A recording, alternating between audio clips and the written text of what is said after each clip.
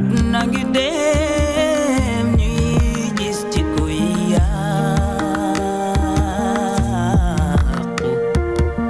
borom doole yi di buntu xatal néew mi doole yàlla may la xam-xam xel kattan defoo ci lu baax ca mu ci yàlla kon maa ngi dem di dox di gestu li ma wees sama xol di gis fi ma jom te eggagum fulaak fayda yërmande nekk sama doole lu ma gis sante ko yàlla suñu borom waaye du ma naagu lu ma am. Madame Douma, je vais compter jusqu'à 3 bu fekkee joxoma enveloppe bi ma soxla damay commencer par rey sa jëkkër fuye kër gi jaxase ko de fond en comble su ma paree yow lay rey 1 2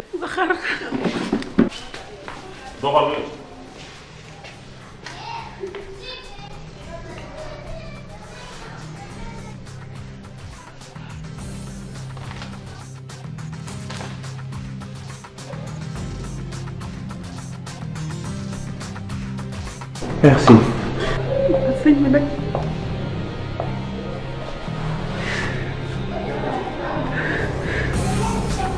Oui, je vois pourquoi des géniaux sont aussi autant.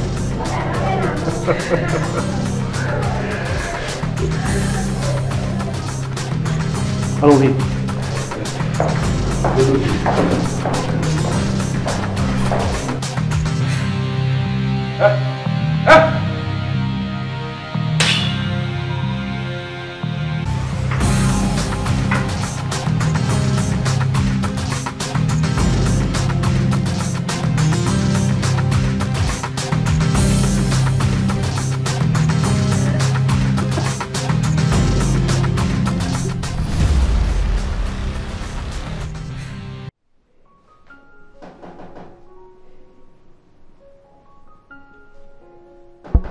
Entrez.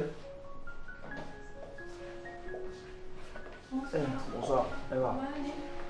Ça va? Kaay fii baax na c'est pas grave. Mais Eva, kaay, viens. D'après lépp li nga xam ne moo fi xew lépp je serai pas à l'aise. Eva, man maa insister à ce que nga ñëw. Mais kaay, y a pas de souci. En plus ñoom ñu ngi ci beneen salon bi. Après tout, seen yoon nekk si c'est entre toi et moi. Comment? Désolée si je ne peux pas rester trop longtemps. Tu as les documents? Grave, là mon problème. De toute façon, documents est mon. D'une manière ou d'une autre, qui n'a quoi. Parce que c'est mon héritage là, ça m'appartient, je n'ai pas récupérer. Moi, depuis beaucoup de gens, parce que ce sont des documents, c'est pas facile à falsifier. De toute façon, je n'ai pas. En plus, je voulais te dire que si je vais demander le divorce à DG. Parce que yow xam nga ni sax luma duggal ci sey bi xam nga ko man xalé bu ndaw la et je vais plus jamais sacrifier sama life pour qui que ce soit ou quoi que ce soit affaire tak souf je vais plus accepter ça c'est fini yow xam nga ne bama duggal ci sey bi c'était pour une raison bien précise c'était pour mon héritage sama alalu baye bu fi baye liggéey ko Ablaye ñan sacc ko en fait Lamine grillé na mon boy ça bi combustible na lepp di lui éclaté na sérieux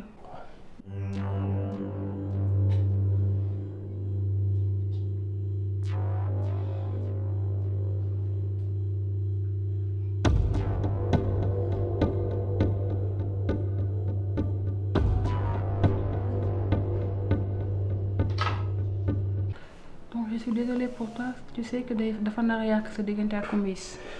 Eva, pour yow man dama jël risque dugg ci deal bi sans pour autant xam la moom ci nar a fekk wala da nga foog ne sa dof gi moo tax ma ragaloon wala dama la ragal non bon je tiens toujours à toi ouais je t'aime toujours waaye dama la bëgg ba dof et gis nga Kumbis lépp lu góor di wër ci jigéen am na ko elle est belle elle est mignonne elle a la tête sur les épaules mais bàyyi na ma de ci moom laa jógee mais contrairement à toi xam nga lan moo ma jaaxal bi ma bàyyee yëguma dara.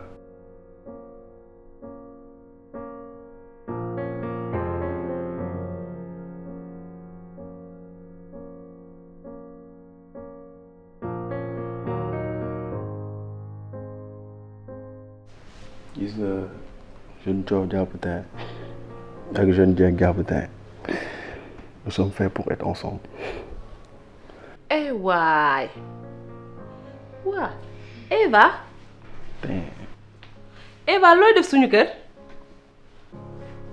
Eva génnal suñu kër pour mu gudd nag ak mu gàtt. Eva ça va lu bees. ça va je vais bien. namoon naa la de. maa la raw. yow looy nuyoo ma bañee ku ñàkk fayda yow ci biti. Amina ça suffit sa yoon nekku ci. Malick Ndoye man sama yoon nekku ci nga wax ak kii li mu def yépp fii man ngay waxal sama yoon nekku ci ak li ma daj ci seen relation yéen ñaar ñëpp ma mel ni cag-cag daal ma yóbbu saak ma yóbbu sama yaay lu nekk mu daj ko pour kii muy def ak kanamam bu bon yow nag Malick foogoon naa ne ku nekk mooy défendre kii ba mu sëf yow nga xam ne ndey yi bi ñuy yóbbu seen doom yi pour ñu immigré ji yow dañ laa yóbbu pour faji la ndax dangaa dofoon ndax kii tey nga ne danga koy défendre Malick Ndoye yow yaa ñu bett gis nga kii trahiru la yow kese ñun ñëpp la trahir man sax awma lu may wax ak yow ci biti génn ci biti ci biti taxawal Eva taxawal kay Amina pour ton info man ak moom dellu nañ baal naa ko lépp lu ma defoon te histoire bi man ak moom la seen yoon nekku ci. dellu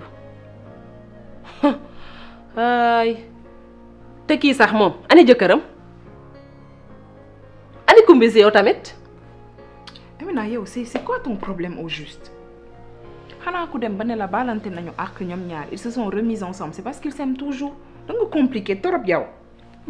yow moom awma lu ma wax ak yow mu bari yow gis nga kii góor la sama rakk la waaye yow maay sa yaay maay sa mag maay sa lépp sama yaay fii la teg ci sama loxo pour sa kooku noonu muy defa ñaawaayam ñuulaayam boobu noonu ak sikkimam bu gudd affaire u néegu sëy moom xoolal génne leen ko ci seen xel du fi amee te yow du man maay njëkke man maay bëgg maa la bëggul topp ma yow nga ñëw ñu dem ñàkk fayda ba bëgg a dee. Eva kii bu ko topp ñàkk ku ko nopp kese moo waral jikkoom ji ne ci moom fii sa kër la defal lu la neex dégg nga maa ngi ñëwaat léegi.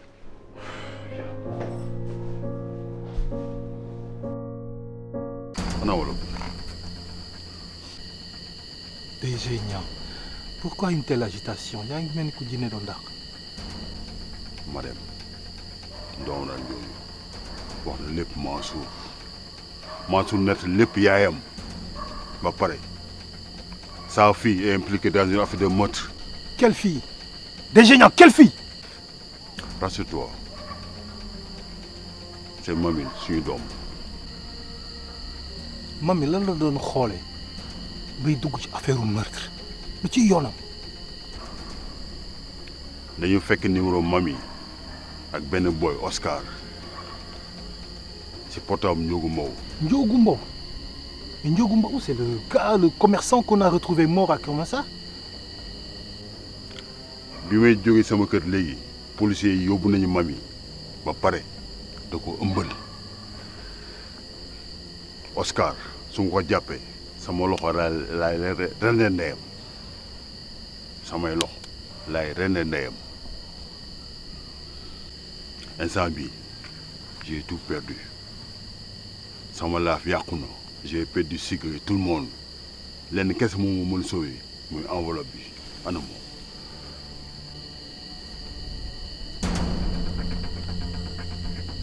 Non. Quoi? duma la ko jox. Oscar boobu ngay wax man maa ko infiltré sa biir kër pour mu espionner la yow ak sa famille.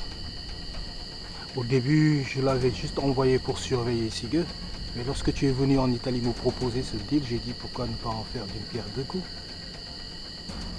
kon yow Oscar yow la doon liggéeyal. Depuis le début.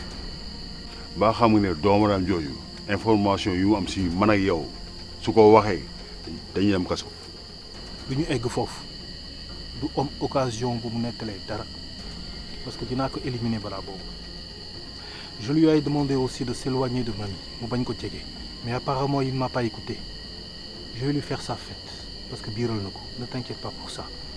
Quant à moi enveloppe bi c'est l'occasion unique pour man mu jëlaat sama place au sein de Africa Building.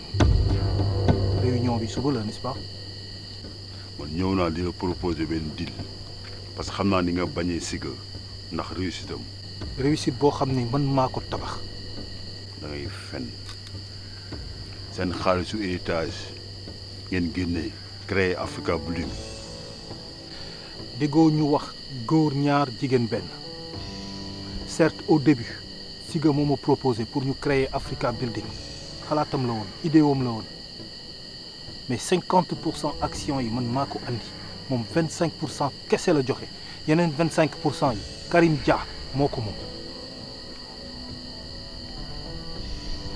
Souleymane da nga dem ba benn instant nga bëgg ñu jaay Africa Building pour nga sa xaalis yokku ñu bañ nga fexe def ay détournement ñu jàpp la soit kaso wala nga jaay sa action nga pare rey Karim Dia.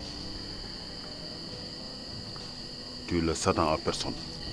Si je suis Satan, yow tu es Lucifer et entre les deux il n'y a pas de différence. Action yu juma yi man maa ko moom parce que moom lañ ko jaay ndeyam.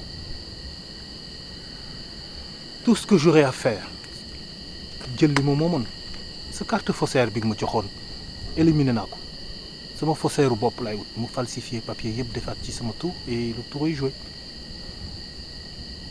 Quant à toi PG Abdoulaye Niang, tu as tout perdu.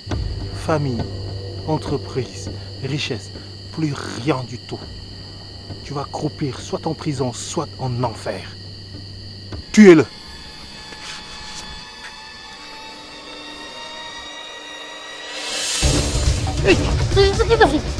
Qu'est-ce que vous faites? Qu'est-ce qui se passe ici? Jean est trop gênant, il en sait trop.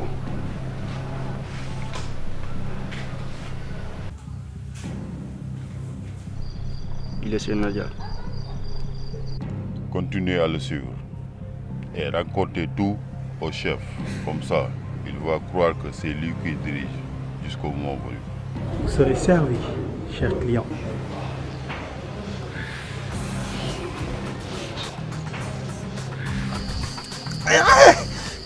yow tu pensais que sous la santé mission dama lay bàyyi nga def loo neex jiitu naa la bu yàgg ana enveloppe bi. Vous allez me le payer. Je vais vous tuer. yow boo xamoon lu ma am envie ren bi sanday. mais yow lii dara nekk si. Enveloppe bi la. Enveloppe bi. ana kayit yi bàyyi noonu. Kayit yaa ngi noonu. Kayit yaa ngi. non ñu ngi koy sifir boobu léegi laalu ko. kon juum moo ko changé. sa papa moo ma joxoon benn enveloppe moom la ñuy seet nii waaye joxuma leen vrai bi foo bi laa leen jox.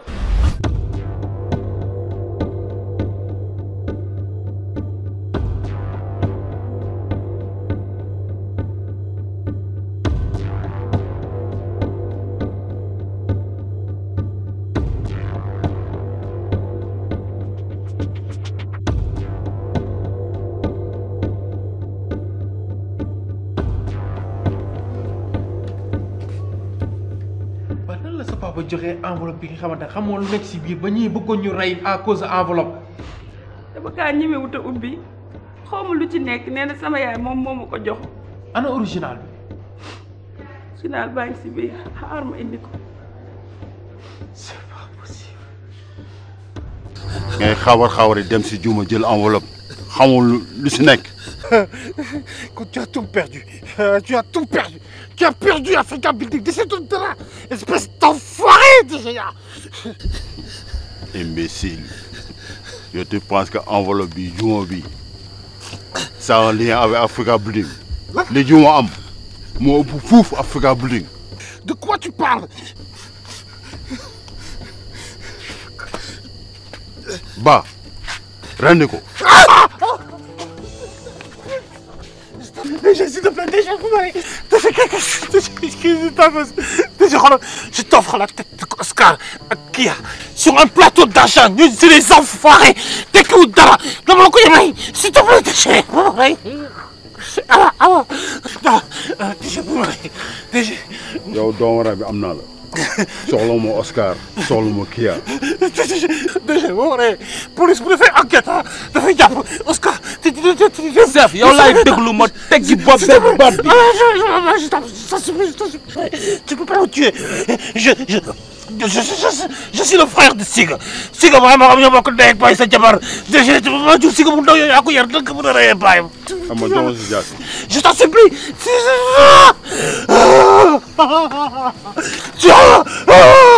Oscar.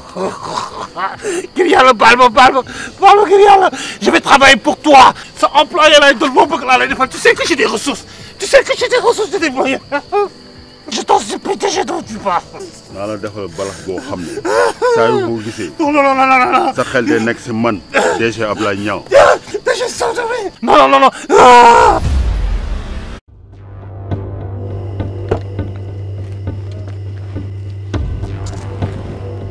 allo oui yow ba jàmm la heure bi ça ne va pas non maa ngi ñëw changement de plan.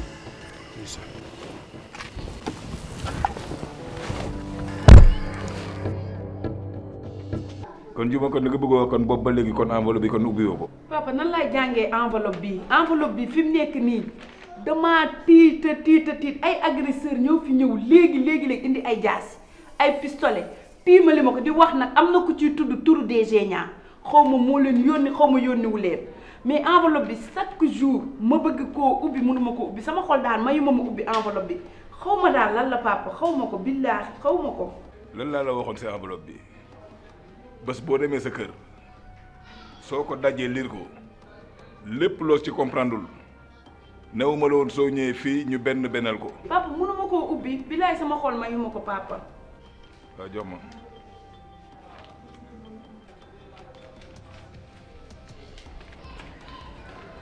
comme que enveloppe bi yàlla def na amoo courage te lu extraordinaire nekkuti xanaa soo nekkee sa wetu jëkkër di nga am fit liir ko.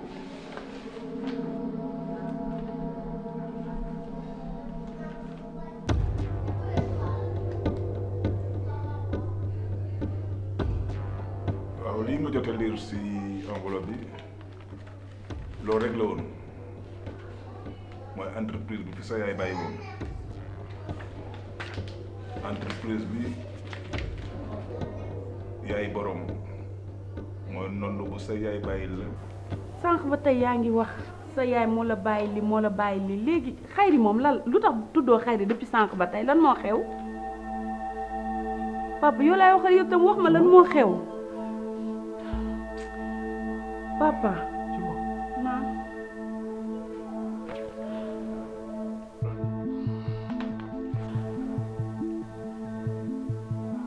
lan papa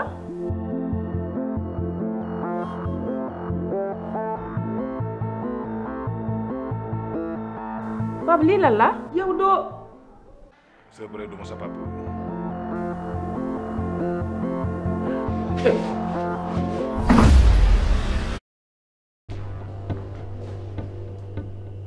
lan nga bëgg. J'ai tout compris li tax nga jël dossier yépp denc ko sama bureau pour bàyyi sa bos vide. da nga mooy indi ba fii heure bii pour wax ma sama bureau bonne nuit. Africa Building. lan. dégg nga ma bu baax sa dossier yi nga denc sama bureau moomuloo ko liir naa lépp. Kumbis dafa la attention ci li ngay wax.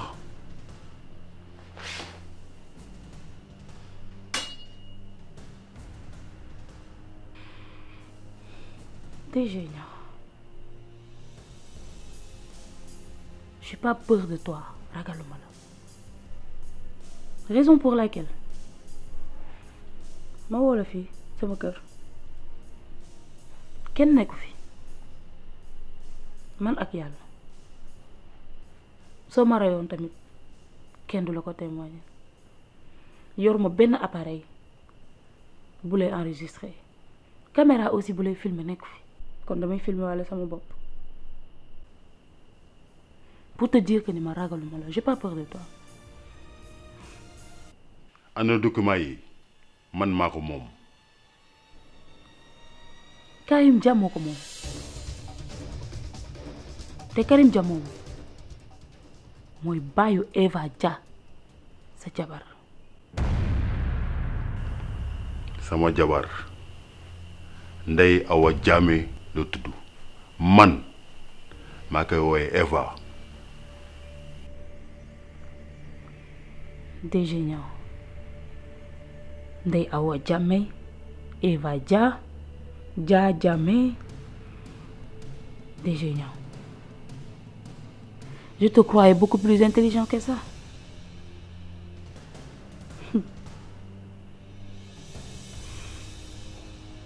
xam nga Malick. Kan l'architecte ton fiancé. Mon ex-fiancé. Ce bâtard, ce vaurien.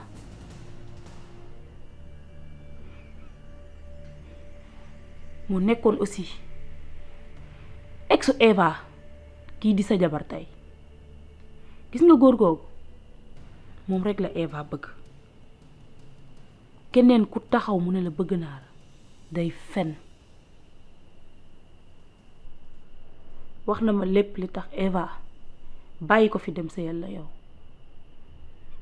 c'est parce que bëggoon na récupérer héritage am bi nekk ci yow moo tax mu préféré ñëw sëyal la bàyyi amouram surtout amour de sa vie mais comme xam na ni moom mënu ko def moom kase mu dem récupérer waat Malick indi ko biir entreprise tabax pour mu infiltrer la mën a récupérer héritage lan moo tax nga may wax lii lépp loo bëgg.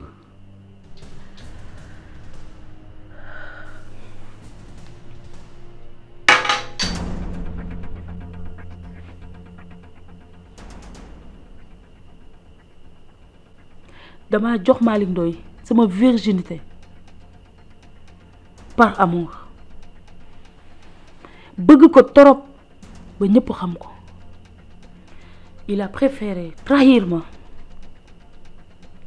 bàyyi ma abandonné ma te mu ànd ak Eva ci combat am boobu ñuy def contre yow.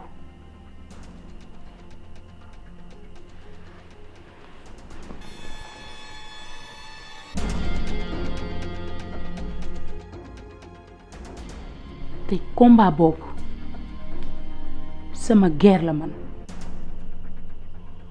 su Eva jëlee Malick jël héritage am man lan moo may dese la honte ñu humilier ma dese ak benn grossesse loolu duma ko nangu. Eva jël na Malick man may jël héritage am.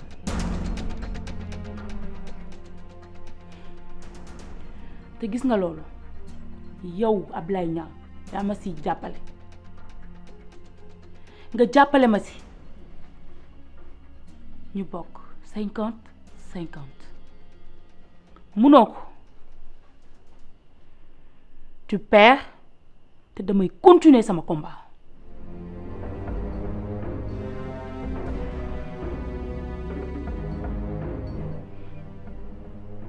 Maintenant am naa élément bu bees ci sama équipe te il a beaucoup de ressources te lu mu ko sant dina ko def su suba dina am conseil d'administration Africa Building dina fexe la famille de Karim Dia duñ ko yëg.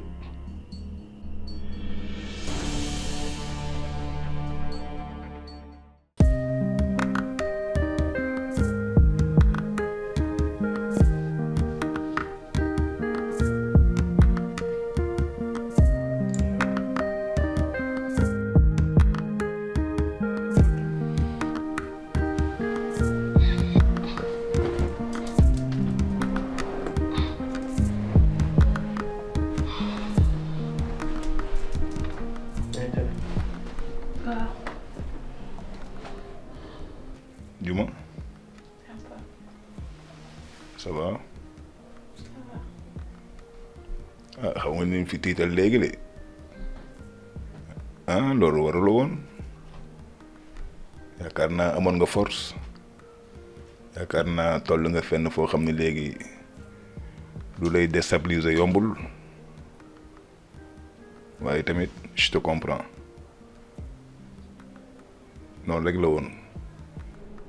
mu xeer yi mii nga xam ne tam bokkoon na tam si lu ñu doon waxtaanee nga di ma ko répéter saa su ne noonu rek la demee moom laa jur mu xeer yi ba léegi tam foo mus a taxaw bëtu bàyyi da nga may xoolee man tam ma lay xoolee bëtu doom DG ñaa nag soo gisee boobu ba léegi pour lan musuma sawar si ay mbiram su ma ko nay cag dinaa xam ne que ëpp ma expérience njëkkuma si àdduna moo tax ay mbiram musuma si sawar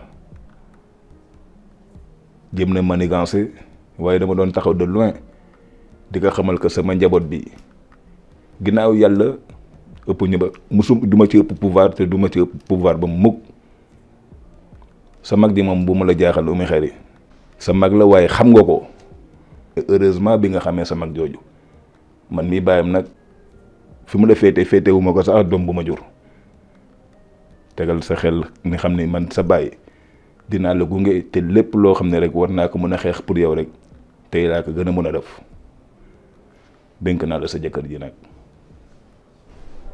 waxtaan bi ma ñëw tey war ko wax ak tax yow mooy dénkaane bu ma dénkoon te sa waajur bu jigéen dénkoon ma ko man de yaakaar bu ma amoon si moom démb ak barki démb moom laa gis si yow fulla fayda ak surtout muñ bi ngay def dénkaane bi nag yàggoon na lool waaye itam il fallait ma patienter jàng la xool la xoolaat la léegi am nga maturité li des sa alal la amatuma ci soxla parce que dañ ma dénkoon rek mooy entreprise bi effectivement mooy ndono bu la sa yaay bàyyil mu lew la ngay borom. lu ma gis sante ko yàlla suñu borom waaye du ma naagu lu ma am dinaa ko doylooy waaye du ma naagu sama añ dinaa ko gën a fonku wéeruwaay dafay doon royukaay wéeruwaay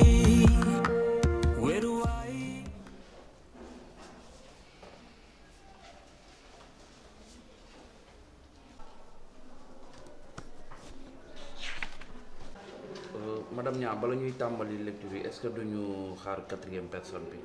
oui dama am décision yu ma bëgg a jël te dama bëgg ngeen teer ko lire en attendant 4e actionnaire bi di egsi.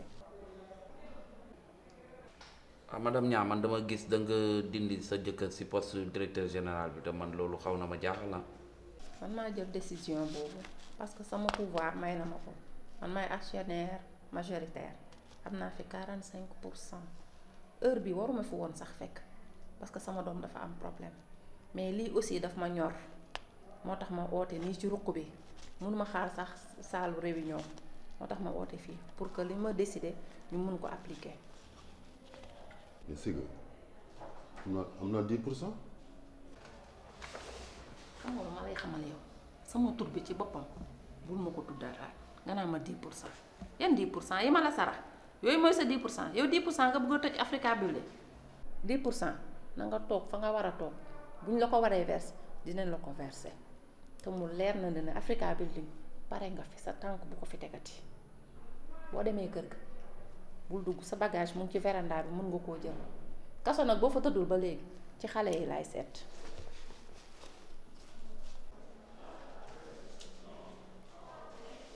Bonjour à tous. Bonjour. Veuillez excuser ce retard. Alors, le moment déjà récupérer Amina Diallo, la fille aînée de Madame Diallo. Fille, yow rek yaa fi mun toog de. Ah non, je suis désolée madame.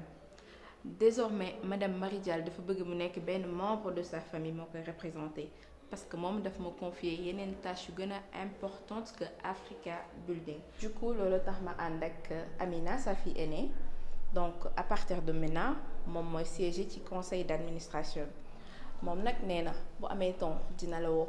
boo demee ne ko li mu def c'est un manque total respect de Africa Building.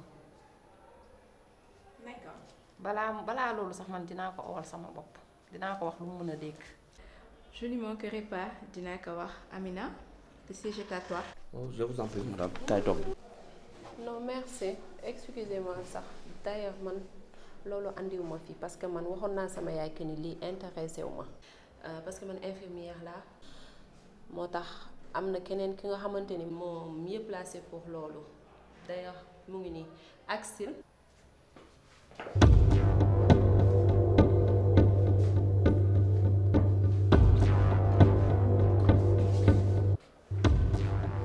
Désormais, Nadia Diallo est considérée comme actionnaire à part entière dans Africa Building avec 20% des actions et tous les droits que cela lui confère.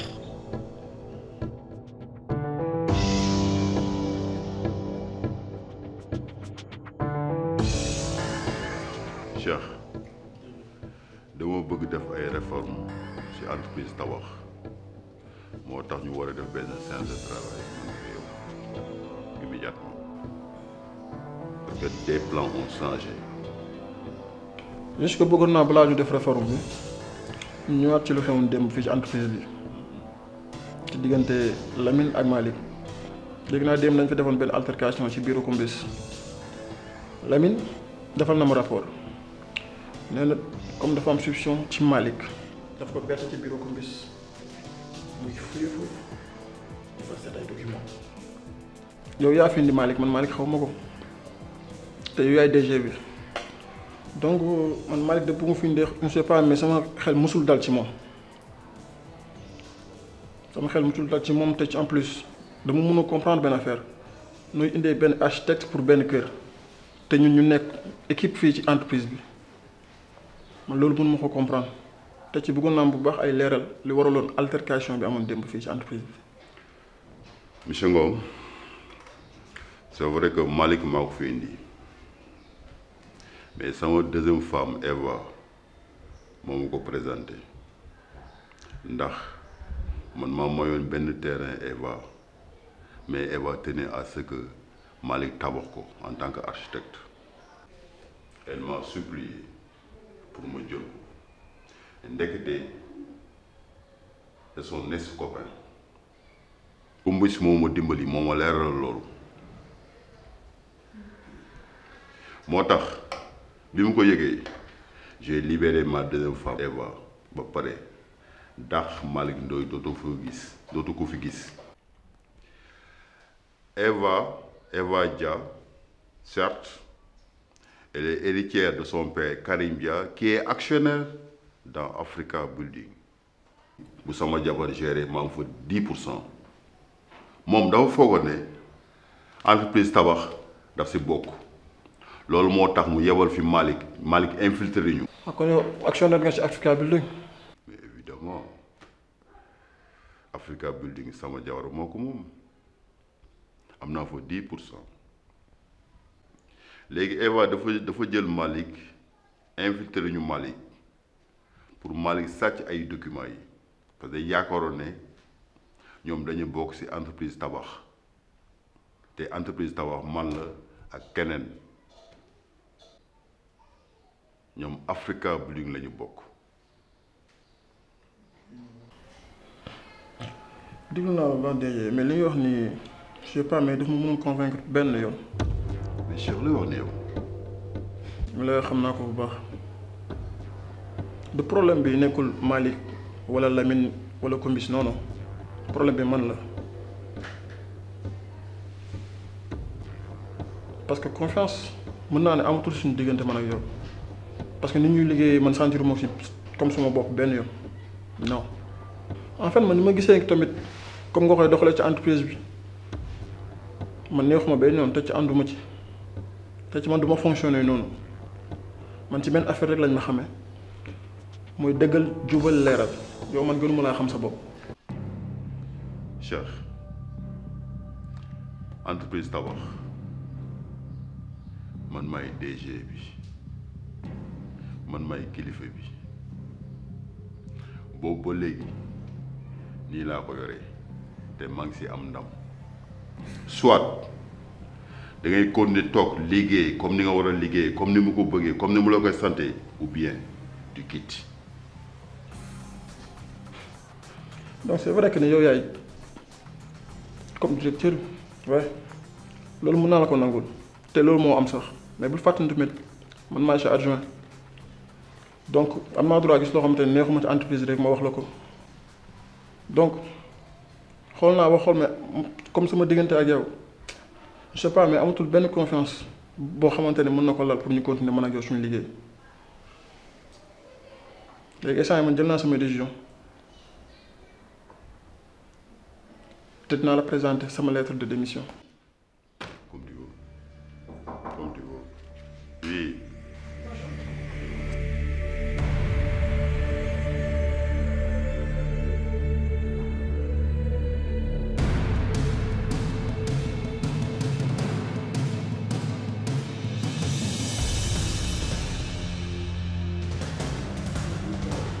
Monsieur Niang est là? Voilà. C'est vous, Monsieur Niang. Et vous? C'est Monsieur Charbo. Je me présente, je suis maître Esther Da Silva. Je suis l'avocate de Madame Dieng Fall ici présente. Enchanté, maître. J'ai été mandatée par son père, Monsieur Babacar Dieng.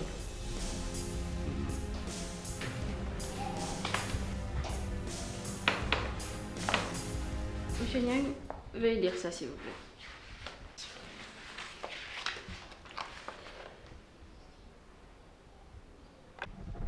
Maître lii mënul nekk c'est impossible maître man am naa fi 5% en plus juma bi sa yaay Sali génnee àdduna ba léegi maa ngi gérer entreprise bi loolu moo tax sa yaay daan ma fay 5% yi mu nekk sama salaire mais en plus juma ñun si travaux lañ nekk nous sommes en génie civil dañuy def nii wallahi xamoo si dara yow létt nga xam létt. sa yoon nekku si. léegi maître je connais Babacar son papa dinaa ko gis quitte à ce que moo woo ko téléphone après ñu xool ñu koy réglé. Monsieur Niang, Monsieur Babacar Dieng mu ma fi yebal li ngay wax ni xam na ko. Vous dites que 5% nga am ci entreprise bi. Monsieur Niang, 5% à 95%. Soyez raisonnable. Désormais, Madame Dieng Fall, ici présente, est la présidente légitime de l'entreprise tabac. Et vous êtes à sa place, dans son fauteuil. yow kon ay ati at yi nga ma daan topp boobu amaguma jëkkër ba am jëkkër nga bëgg a tas sama sëy lan moo taxoon pour nga takk ma contrôler sama héritage doo ci dal bii mooy na nga dem ba bëggoon maa raylu man ak sama jëkkër fi nga toog yelloo woo ko du sa place sama place la li ma amal solo mooy ma ñëw jël li ma moom na ma koy gérer loolu sa yoon nekku si say 5% nag yaa ko moom def ci lu la neex mais man samay 95% man itam maa ko moom lu ma neex laa ciy def yàlla dalay seetaan ngay def lu la neex bés day ñëw mu galgal la nga wadd ci suuf mënoo ci dara. na nga xam ne formation bi nga ma daan fayal xaalis bi nga jox xayri yépp sama xaalis la maa ko moom te lenn laa bëgg nag nga xam ko yàlla àtteetul fenn de fii lay àttee ku yebbu di def lu baax te damaa bëgg nga jóg.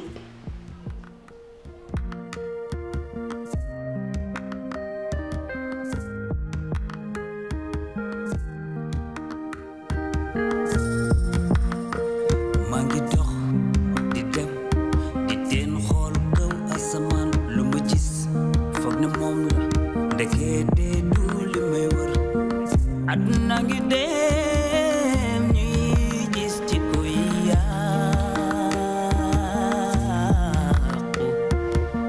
borom doole yi di buntu xatal néew mi doole yàlla may la xam-xam xel kattan defoo ci lu baax ca mu Monsieur Niang, attendez.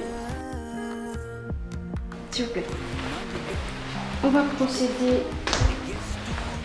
à la passation des services.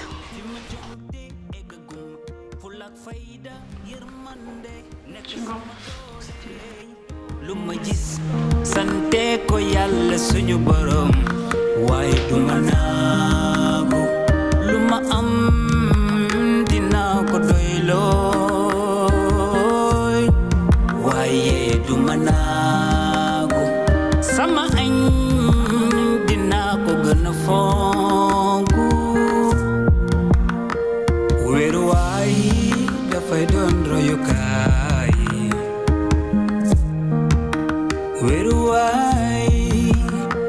wéeruwaay dafay doon royukaay kon wéeruwaay adduna baa ngi gën di yéeme borom doole yow gëstu wuñu ñi ñu tane jaayante doole dëgg naa fekk ku ci nekk di dox si lu dul dëgg ba pare jàppee sa bopp ni yow yaa gën ñëpp àdduna ngi ne loo liggéey ngay fayee ko saa yu muyee wala mu gaaw dina ñëw sàkkul xam-xam royukaay royukaay wéeruwaay dafay doon royukaay